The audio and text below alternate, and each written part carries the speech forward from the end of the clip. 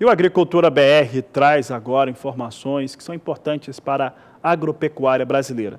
Vamos falar sobre inovação, sobre tecnologia, sobre aquilo que o produtor rural, sendo pecuarista, sendo agricultor, pode fazer para conseguir melhores resultados e automaticamente ao melhorar a sua rentabilidade. Para falar sobre esse tema, nós trouxemos dois convidados muito especiais na tarde de hoje. Trouxemos aqui, já está aqui conosco, Jonathan Barbosa, ele que é presidente da Associação dos Criadores do Estado de Mato Grosso do Sul, a Acrisul. Também está aqui conosco, nesta tarde de quarta-feira, Ezequiel do Vale, pesquisador da Embrapa Gado de Corte e também um grande atuante na área de carne de qualidade. Bom, e para falar a respeito dos temas, primeiro quero agradecer a participação de vocês dois aqui. Sempre um prazer recebê-los aqui no canal do Boi, aqui no Agricultura BR. E eu vou começar falando a respeito de um assunto que sempre está envolvendo a inovação tecnológica e como que essa inovação tecnológica ela tem ido para o campo. Primeiro eu vou começar, Sr. Jonathan, com quem trabalha nessa inovação. Vou fazer essa pergunta para o Ezequiel. Ezequiel, as instituições de pesquisa, as fundações, elas têm trabalhado o tempo todo, todos os dias, para fazer com que o produtor rural tenha melhor resultado. Como é que ela tem chegado para o homem do campo? Como que ela tem, no caso, melhorado a carne bovina, desempenho dos animais no campo? Boa tarde, seja bem-vindo. Boa tarde. Bom, a Embrapa tem um programa de carne de qualidade, né, no qual você envolve diferentes áreas, né, de conhecimento. O principal deles, aí, o carro-chefe, seria a parte de lançamento de cultivares, né, pastagem, buscando, vamos dizer, reduzir a idade de abate, melhorar o rendimento de carcaça, melhorar a fertilidade. E você tem também depois outras áreas de pessoal que trabalha na área de nutrição animal, na área de sanidade animal, né, tecnologias para reduzir, vamos dizer, doenças que possam afetar o desempenho dos animais. Então, basicamente, e a área de melhoramento animal, onde você trabalha também com reprodutores, né, de destaque, que pode melhorar, eu tenho capacidade para melhorar o rendimento de carcaça e a qualidade da carne. Mas é um conjunto, nada atua sozinho, né? Então, você depende de sanidade, de nutrição, você depende de protocolos de controle de qualidade, gestão, né? Então, é um conjunto de ações que buscam apresentar para o produtor os resultados que ele possa melhorar o rendimento e reduzir custos de produção. Jonathan Barbosa, você preside a Acrisul, Associação dos Criadores, e é produtor rural também, é pecuarista. Como é que essas tecnologias têm sido aplicadas pelo produtor rural no campo, na fazenda? Boa tarde, seja bem-vindo à Agricultura BR. Muito boa tarde, o canal do Boi, boa tarde, Agricultura BR. Eu quero dizer o seguinte, o produtor pecuarista que não acompanha aquilo que deve acompanhar dentro da sua criação, dentro de todo o esquema vamos dizer, do circuito da pecuária, ele fica fora da atividade. Portanto, no campo, hoje, a tecnologia manda para genética com precocidade, isso influi muito, a nutrição pela forma de pastagens seletivas e também a questão final, preço da arroba. Tudo isso é que controla o mercado. Porque não adianta nada você ter produto de qualidade e não ter preço. O povo hoje gosta de uma carne boa, porém isso tem um valor. O frigorífico tem que entender e todo mundo compreender. Vou fazer uma pergunta agora para os dois. Muita coisa mudou quando falamos de pecuária nos últimos anos. A terra ficou muito mais cara. Algumas terras que eram destinadas à pecuária, aqui no Mato Grosso do Sul, no Mato Grosso, em Goiás, em qualquer estado brasileiro, algumas terras que eram destinadas até então para pecuária, hoje são áreas agrícolas, por conta da remuneração. Com isso, o produtor rural, o pecuarista, ele precisou ficar mais eficiente na fazenda, tá? Quais são os principais aspectos? Porque a gente pode apontar mudança aqui na comercialização, na produção, no melhor aproveitamento de terras. Vocês podem ficar à vontade? Quem quer responder? À vontade, por favor. Bom, eu acho que há um tempo atrás, os custos de produção eram menores, né? As margens de lucro eram maiores. Hoje, os custos de produção são bem maiores do que no passado e a margem de lucro para o produtor é pequena. Então, ele tem que estar muito por dentro de processos de gestão, conhecer muito bem seu sistema de produção para administrar aqueles pontos que precisam de melhorias, né? Agora, a gente fala muito em carne de qualidade, eu acho uma pena, nós sofremos isso também na novilho precoce, que todo mundo quer carne de qualidade, mas ninguém está disposto a pagar, né? Então você luta no mercado por um reconhecimento. Aqui no estado, graças a Deus, nós temos ainda o programa do Precoce MS, que acrescenta um bônus para o produtor. Tem uma outra indústria frigorífica também acrescenta um bônus, mas eu acho que isso daí poderia ser melhorado para o produtor rural, principalmente aqueles que estão implantando protocolos de qualidade. Então isso precisa ser reconhecido e precisa ser remunerado. Foi o que eu disse. Arroba com um preço justo, porque sem condições de rentabilidade, o produtor pecuarista acaba migrando para a agricultura, mesmo que não seja ele diretamente, mas ele acaba parando com a pecuária e arrendando para quem é agricultor. Isso nos preocupa muito, porque nós temos aqui o nosso território pantaneiro, temos o Pantanal, que é um lugar muito bom para se criar, mas somente temos que ter também em cima da terra e da serra a condição melhor para se dar a terminação cíclica do gado. Eu cito aqui um exemplo, nós temos no Mato Grosso do Sul um projeto muito bom e bonito que é Pecuária BR, que já faz parcerias, já abate produtos bem precoce com 18 meses, que é o que a gente busca, com carne de qualidade. É esse o caminho. Quem não acompanhar a evolução genética para ganhar carcaça, menor tipo de tempo e preço convidativo, para na atividade. Vou fazer uma colocação aqui, porque vocês dois citaram a questão do preço em relação à carne que é produzida, em especial para a carne de qualidade. O que eu vejo como consumidor, e também por gente que conhece carne, é que tem público interessado em pagar mais por uma carne de melhor qualidade. Inclusive tem pago, pelo menos nas casas de carne, nas boutiques de carne, os valores estão lá e são mais elevados do que, vou chamar de carne commodity, né, que encontramos no supermercado, na casa de carne mesmo, ou nos açougues. Aonde que está ficando esses valores, né? Porque se o consumidor final aponta, tem pago, o produtor rural tem investido, onde é que tem ficado esses valores aí que nós estamos citando? Intermediários, no plural, a partir do frigorífico e dos varejistas. Todos ganham muito mais do que o pecuarista e até penaliza ali no final o consumidor, que a gente mais quer, que comesse muita carne. Tem um detalhe importante que hoje em dia o pecuarista aqui no Brasil tem que enxergar. Nós trabalhamos em grande parte com a raça Nelore, que é um zebuíno, e outros zebuínos.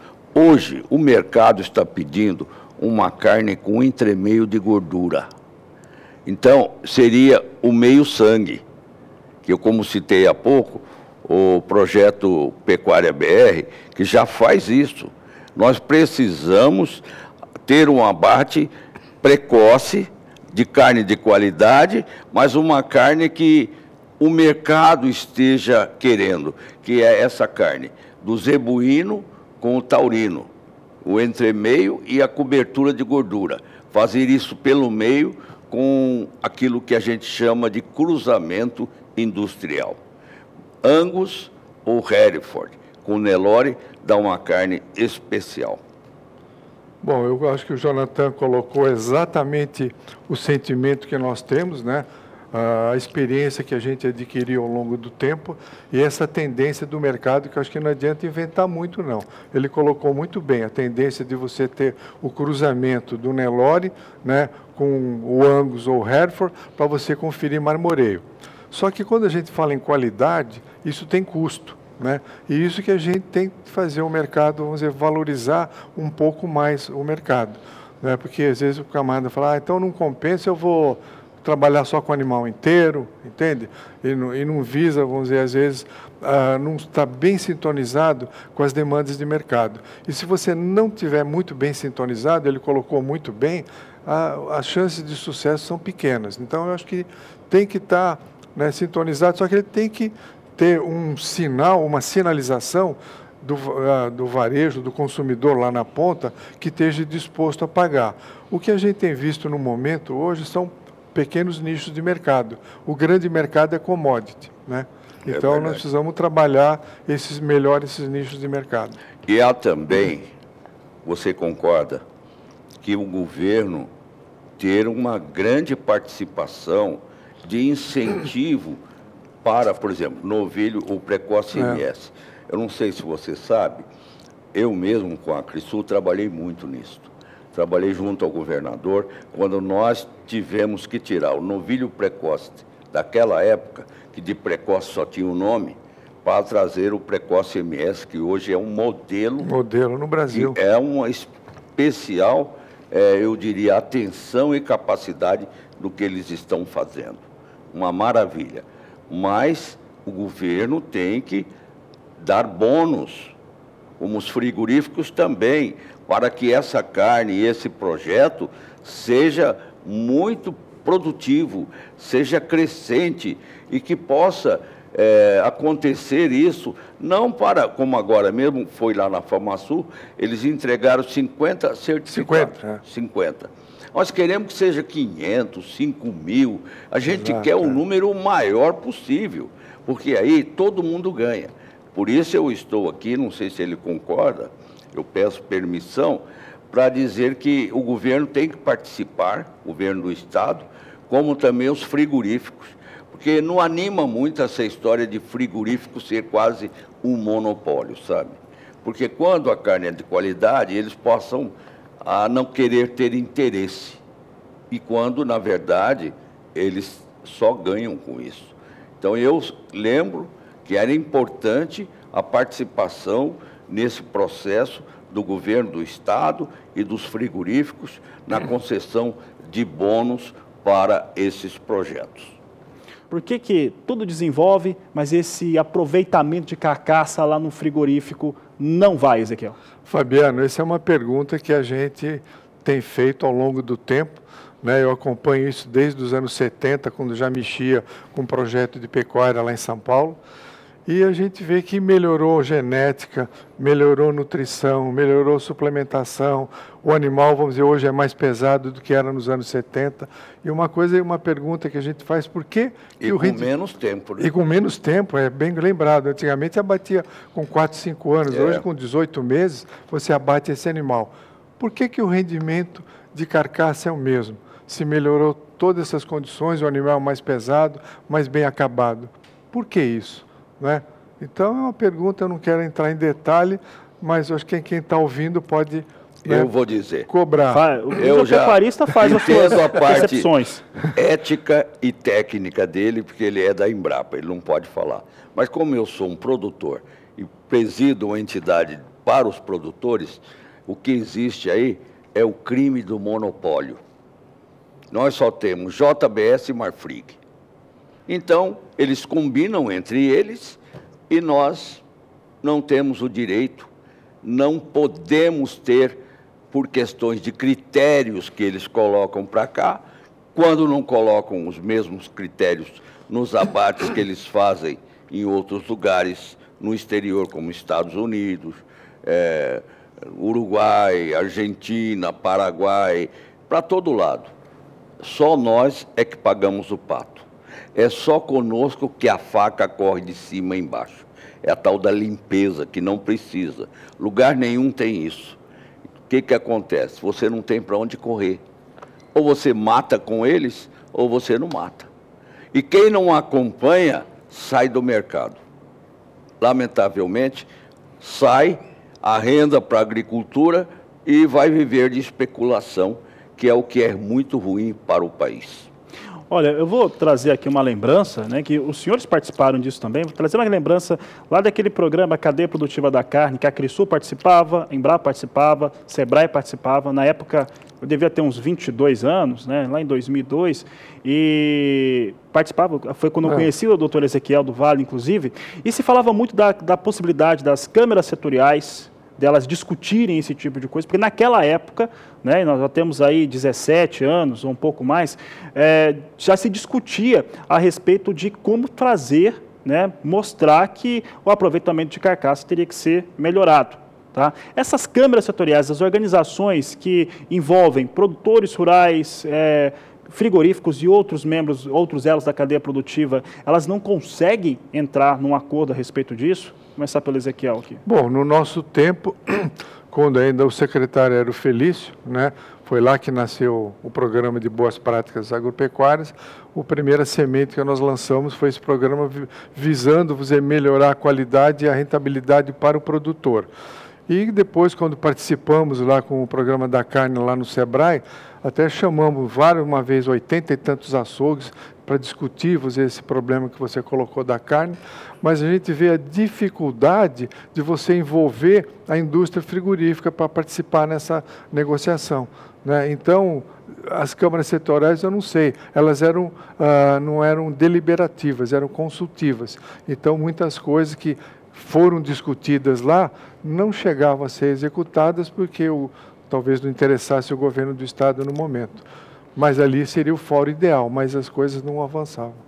Exatamente é o que ele falou. E eu coloco uma vírgula. Não era só o governo da época que não tinha lá muito interesse. Os próprios frigoríficos boicotavam as intenções que eram as melhores para se chegar nessas câmaras setoriais. Eu não era, naquela época, dirigente da Acrisul, mas temos atas e eu fiz um estudo e vi que a entidade tudo fez para que isso acontecesse, certo? Inclusive ele falou um nome aqui que eu quero render aqui um destaque e homenagem, que hoje é o secretário-geral da nossa diretoria, o doutor Antônio Felício. Ele foi um grande secretário de Fazenda. Ele foi o incentivador para que nascesse ali o novilho precoce, não foi? Foi, do BPA também. E hoje ele está conosco na diretoria da Acrisul. É uma pessoa muito preparada e que pode contar muito bem, melhor do que eu ainda, essa situação. Como que eu posso, falando em nome do pecuarista, como é que eu consigo defender o valor da arroba do meu gado? Gado de qualidade também, porque não é porque ele não é aquele gado, a carne com a maior qualidade, mas ela tem uma qualidade interessante, tem um abate que é mais veloz, ele tem uma boa produção. Como é que ele hoje consegue defender preço, né, e principalmente propor? Porque o que tem acontecido é que quando se considera commodity, a indústria ou o comprador coloca preço e acaba aceitando, que é um equívoco muito ruim, né, e faz com que os valores sejam condições de negócio orquestrados pela... Os dois frigoríficos que mandam no mercado é JBS e Marfrig. Eles fazem seus acertos a cada finais de semana. Como vai abrir a arroba segunda-feira e como vai terminar na sexta-feira. E nós somos vítimas, nós não temos para onde correr. Essa é a situação. O produtor, ele quando chega, o boi não é sanfona, ele engorda e não volta. Você perde se você deixar voltar. Então você tem que abater. Por essa razão, nós não temos para onde correr. É algo muito ruim, inclusive, eu quero dizer que eu faço parte da terceira chamada parte lá do governo federal, na parte, me falta agora a colocação, que eu denunciei essa história de monopólio. Você se lembra que já fiz até um simpósio na Acrisul, não ao monopólio. E nós fizemos todo o empenho para que isso acabasse. Então está difícil, nós não conseguimos porque a mão é muito grande e é forte. Eles colocam a mão em cima e não deixa acontecer nada por fora. É isso que nós passamos. Eu acho que uma coisa que eu acrescentaria, que ele já mencionou também da pecuária BR, não quero dizer que é a solução, mas é uma maneira que nós tentamos, na Novilho Precoce, formar um grupo de produtores para ganhar força, como tem a iniciativa da Pecuária BR, essa do Nelore Natural aí que está tentando se fortalecer. Por que é tão difícil o pecuarista trabalhar em associação, ou até mesmo, quem sabe um dia, cooperado? Por que é tão difícil Porque a pecuária? Não é cultura, você vê as cooperativas, onde é que elas estão? Com agricultores, né? O pecuarista, no geral, ele não trabalhou dessa maneira, né? Foi sempre isolado. Agora eu estou vendo que está começando, no Paraná nós temos vários exemplos. Eu tenho um exemplo que eu conheço bem, que é da cooperativa Maria Macia. Está fazendo um excelente trabalho. Eles arrendaram um frigorífico, então, mas ele integraliza o processo todinho. Ele compra o boi dos associados, né? Terceiriza o abate, né? Tem 10 funcionários lá dentro do frigorífico e distribui a carne ali no norte do Paraná. Acrisul, tranquilo. A Acrisul, ela pensou em fazer uma cooperativa nesse termo, igual do Paraná, mas o bombardeio é grande. Não é Quando fácil. vazou, e não foi por mim, eles começaram a sediar os invernistas para não participar desse processo. E aí, quando o poder é econômico, eu lembrei agora o órgão que eu faço parte, o CAD, tá? Eu sou terceira parte do CAD, onde... Conselho Administrativo de Defesa Econômica. Esse. Eu faço parte já há 5 anos. E eu venho denunciando esses abusos. E eles é que falaram, doutor Jonathan, por que não uma cooperativa da associação? Falei, vamos trabalhar na direção. Mas me parece que eles têm gente lá dentro, viu? Porque o que eu conversei lá no CAD, no dia seguinte eles estavam sabendo tudo. É complicado. Voltar a esse exemplo do Paraná, eu vejo porque eles... É uma cooperativa pequena, bate 12, 15 mil cabeças por ano, mas eles são fortes no que eles fazem, apesar de serem pequenos. E eles têm o controle do processo todinho. Mas como é que eles ficam juntos? Eu acredito que o forte deles é a agricultura. Né? O negócio dele é agricultura. E pecuária, 10% da atividade deles é pecuária. Né? Consorciado com pecuária. Então, o confinamento deles, eles confinam o ano inteiro lá no Paraná. Tem boi lá o ano inteiro, animal jovem o ano inteiro. Tem carne de qualidade e distribui numa região no norte do Paraná que o pessoal tem um poder aquisitivo para poder remunerar isso, para comprar uma carne de qualidade. Aqui no Mato Grosso do Sul, você mal consegue vender em Campo Grande, né?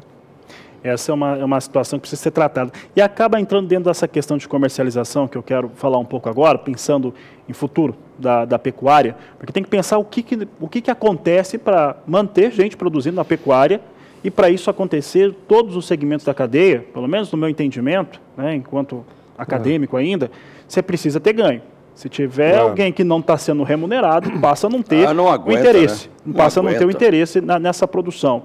O que muda? Porque no campo, você tem áreas menores para pecuária, você tem nas propriedades em que conseguir investir em tecnologia, você tem unidades animais maiores do que se tinha no passado. Tá? Rebanho automaticamente ficou reduzido, você tem um abate mais cedo, você tem toda a situação... Todo mundo ganha quando é assim. Exatamente. Toda uma situação favorável para a pecuária. Na comercialização mudou também, o senhor está organizando uma feira, a gente está falando da feira Expo Grande daqui a pouco. Expo Grande está vindo de 4 a 14 de abril. Muito bem, a gente vai até falar disso ainda hoje. De 4 a 14 de abril, a maneira do pecuarista ver o leilão também mudou muito nos últimos anos. Outra coisa que eu queria... Como conseguir comercializar? Eu queria lembrar muito de um assunto importante. Era uma prática abusiva já, antes de nós, na Acrisul, forçarmos uma campanha de venda a prazo. O produtor, além de não ganhar bem, vendia uma roupa barata e recebia com 15, 30 dias. Agora é venda à vista. E muitos dos casos você recebe na fazenda. O boi sendo embarcado, confere o peso, já hoje com internet, com celular, comunica, o dinheiro cai na conta. E eu, como presidente da Acrisul, peço para todos os pecuaristas não venderem a prazo, porque quando compramos o animal magro, nós pagamos à vista. Então nós não podemos vender o que temos, que é o boi gordo, a vaca gorda, a novilha gorda, sem receber pelo nosso trabalho, à vista. Muito bem, a gente está falando de comercialização. Como comercializar bem? Quais são as estratégias hoje que o pecuarista pode lançar mão? Temos os cenários que a gente já desenhou agora, né? Então temos que trabalhar com o que tem. Como conseguir hoje comercializar bem, seja o gado, a carne commodity, arroba commodity, ou a carne de melhor qualidade? Ezequiel, por favor.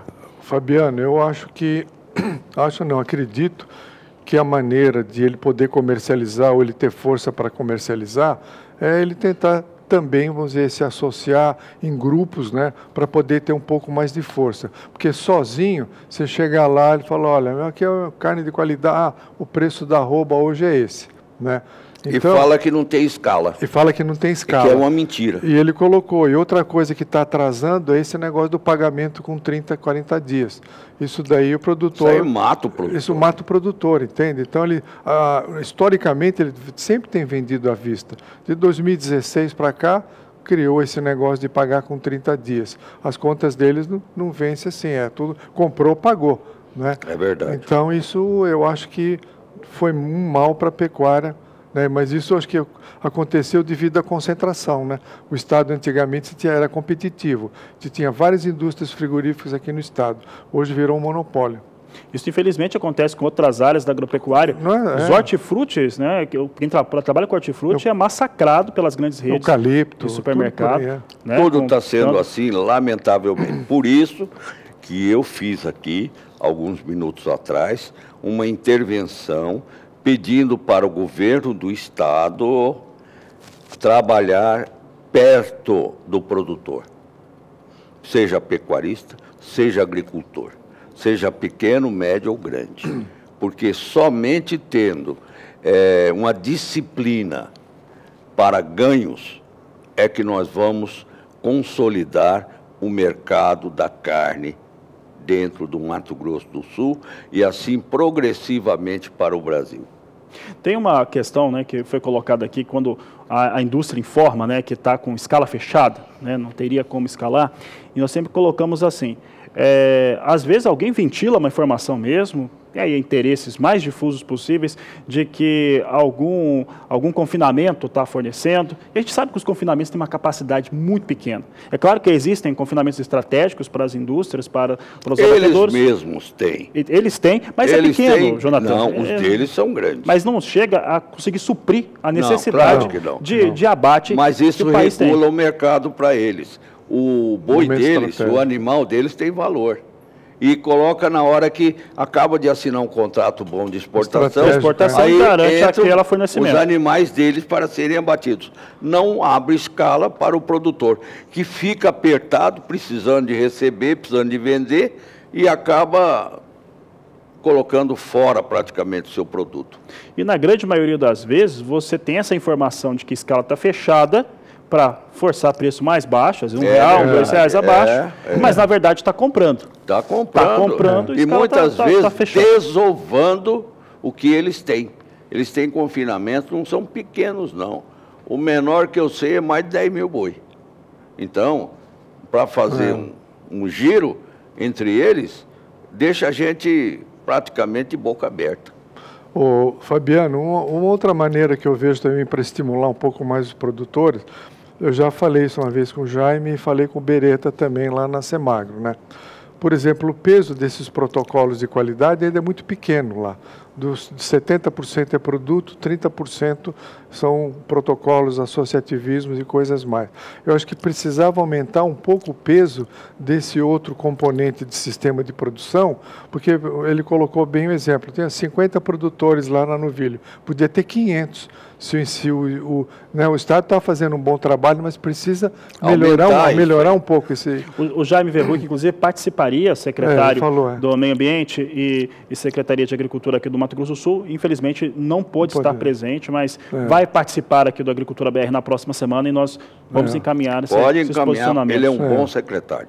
Eu já levantei isso também com o Beretta na sexta-feira, não tive a oportunidade de falar com o Jaime, na sexta não, na segunda, né? Esteve lá na Nuville, na Farmasul. Na Farmasul, de a gente melhorar um pouco a parte do componente do sistema de produção. Porque o produtor fala, por 50 centavos a mais, eu não vou me envolver nesses protocolos, né? Então, eu acho que isso daí é importante, sim, porque você vai buscar o quê? Rentabilidade, reduzir custo de produção, reduzir idade de abate. Então, o produtor, ele adota a tecnologia até um certo ponto. Chegar num ponto, ele começa a adotar a tecnologia, ele não tem resultado, como o Jonathan falou, ele abandona, vem da fazenda, vai fazer outra coisa. É que o protocolo, ele não garante apenas um preço melhor na hora de vender. Não, o negócio dele é o dentro da porteira, né? Dentro da porteira, o custo de produção, ele vai ser reduzido, essa é uma questão. Não, e tudo sobe, importante. Né? Você, medicamentos subindo, o sal subindo, a mão de obra difícil subindo, e você só tem a roupa para baixo, então perde o estímulo, sabe? Mas eu quero dar um alento aqui como presidente da Crisul, que me parece que após a Expo Grande, nós teremos algumas novidades. Eu posso dizer que a Expo Grande sempre foi referência para ter preço de animais, a partir do bezerro, do boi magro, para chegar na arroba do boi gordo. Então, há uma esperança, inclusive conversando com o governador semana retrasada, porque ele viajou, por telefone. Ele me disse que está preparando algumas novidades para a pecuária. Vamos falar de futuro, porque nós temos aqui, né, e o Brasil inteiro está acompanhando a gente, e eu sei que a maior parte, eu posso colocar aqui falando sem medo de errar, 95% das questões cabem ao pecuarista de qualquer parte do Brasil. Qual que é a visão de futuro hoje que temos para a pecuária brasileira? Pecuária do Mato Grosso do Sul, mas a pecuária brasileira. A pecuária tem mudado, né? O pecuarista mudou muito o perfil, até essa questão da adoção de tecnologia, de inovar, de buscar melhores custos, né? Custos mais baixos. Isso já é uma grande inovação, é uma quebra de paradigma dentro de uma propriedade pecuária muito forte. Qual que é o futuro hoje que nós podemos esperar para a agropecuária, mas principalmente para a pecuária brasileira? Para onde que ela caminha neste momento, sobre todos os aspectos, principalmente do pecuarista na sua atuação e o pecuarista em relação à cadeia produtiva? Eu entendo que o melhor seria consorciar pecuária com agricultura. E o futuro está próximo. Seria praticamente você fazer 2, 3 anos, por exemplo, um plantio de soja, com isso você enriqueceu o solo e depois joga o pasto pronto e adubado para colocar uns 2, 3 anos animais para engorda. Esse é um ponto. O outro é que nós temos regiões, como a região norte e noroeste, que o maciço florestal domina. Então, nós precisamos fazer aproveitamentos da parte do solo, onde está o eucalipto e o pinus, para que ali seja pastagem também. Nós não podemos perder território para lavouras. Nós estamos perdendo muito e isso preocupa, porque diminui o número de animais. Vai vendendo. Hoje é comum abater novilhas e elas são matrizes. Agora, quando é feito um projeto sério, como por exemplo, já citei umas 2 vezes, o Pecuária BR, que abate novilhas, mas que são criadas para essa finalidade. Então é correto. Nós precisamos adequar no futuro essas práticas de evolução no campo. Quem não fizer isso, sai do mercado. Não vai ter alternativa. Concorda? Concordo. Reforçando o que o Jonathan falou, Eu vejo, principalmente em regiões que há um tempo atrás, aqui em Mato Grosso do Sul, você fala, poxa, isso aqui não vai dar nada, um areião danado, né? Pega lá a região que você está lá, Camapuã e outras, hoje você passa ali, tem integração com soja, tem fazenda ali que está colocando 5, 6 cabeças média por ano. Por hectare. Então, mas como que eles estão conseguindo? Foi integração agricultura-pecuária. 2, 3 anos de agricultura, depois volta para pasto, né? Tem colegas nossos aí que vocês conhecem que faz o rotacionado aí durante, né, vários anos e tem uma pecuária competitiva. Porque o camarada que depender só do confinamento está complicado, né? Porque é o grão, é mão de obra, custa caro. Ele não se torna competitivo. O confinamento, para mim, seria para dar o acabamento no animal em momentos estratégicos, para dar cobertura de gordura que o mercado exige. Mas a gente só vai ser competitivo cada vez mais se explorar mais a pastagem. Um outro grande tempo de abertura de mercado é o boi de capim. O pessoal dos orgânicos, não é? Eles estão muito interessados nesses projetos. Se houver uma entidade que cuide, como tem o Precoce MS, né? Como tem o Pecuária BR e outros, para cuidar do boi de capim, vai ter um preço diferenciado, porque será um produto que não terá nada de confinamento, nada de melhoria para isso ou para aquilo. Estrategicamente, seria um produto gado brasileiro natural. já é diferente, né? Seria um ponta de capim, natural. Aí, eu acho que, principalmente, a Europa compraria muito. Senhores, para fechar aqui a nossa mesa redonda, hoje não dá para pensar separadamente, agricultura, pecuária. Hoje precisamos ter um pensamento que envolva as ações, porque isso vai baixar custo e manter, mais interessante que eu acho, manter uma remuneração regular para o produtor rural brasileiro? Bom, eu acho que sim, tenho certeza disso, porque, logicamente, nem todas as regiões, né?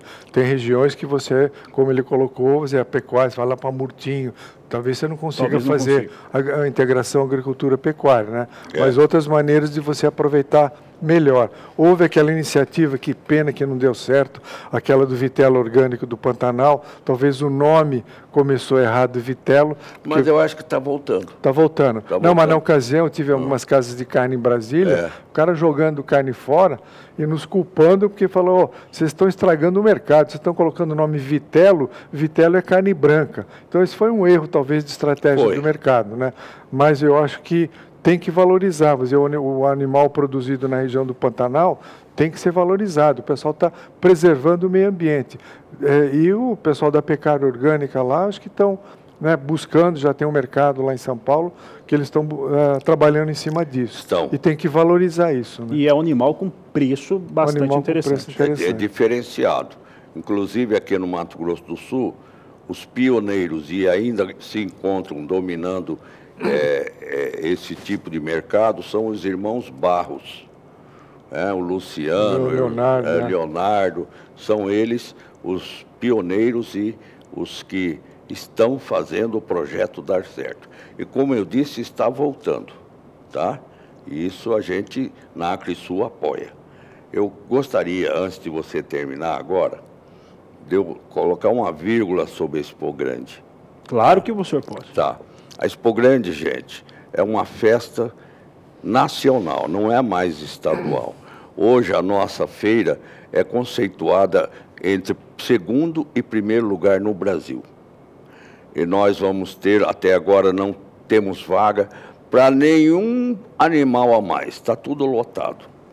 Todos os currais, todas as argolas, pavilhões, bovinos, todas as raças.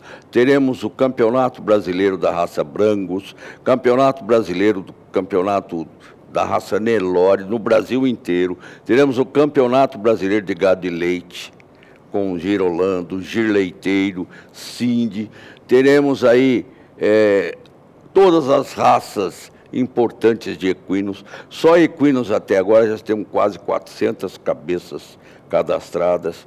Nós vamos ter pequenos animais. Pela primeira vez, nós vamos permitir que seja vendida as matrizes de ovelhas, porque elas só aconteciam fora da Expo Grande. Nós só vendíamos lá reprodutores, agora não, vai ter. E teremos shoppings também, do Cenepol, do Cindy, do Brangos, do Canchim, do Girolando, shoppings de animais. Teremos vários leilões, já temos 14 leilões até agora garantidos, 3 de animais equinos e os demais de bovinos. Então, muita coisa boa, de gado de corte, de gado de elite e além dos shows, né? Que serão os maiores e melhores shows do Brasil que nós vamos proporcionar. Não é a Crisul que toca o show, ela terceiriza, certo? É a Dutz, mas virão os artistas mais renomados do Brasil. Então, muita diversão, laço comprido, tudo isso, o crioulo com o criolaço, muita coisa, muita atração, muita novidade, tá bom? Tá certo. De 4 a 14 de abril. E estaremos Você lá. é o nosso convidado especial com o seu programa e todo o Canal do Boi. Tá certo, Jonathan Barbosa. Eu agradeço sua participação aqui no Agricultura BR, no Canal do Boi. Ezequiel do Vale, obrigado mais uma vez por estar aqui conosco, participando da nossa programação. Uma boa tarde a vocês. Muito obrigado. Um abraço a todos aí.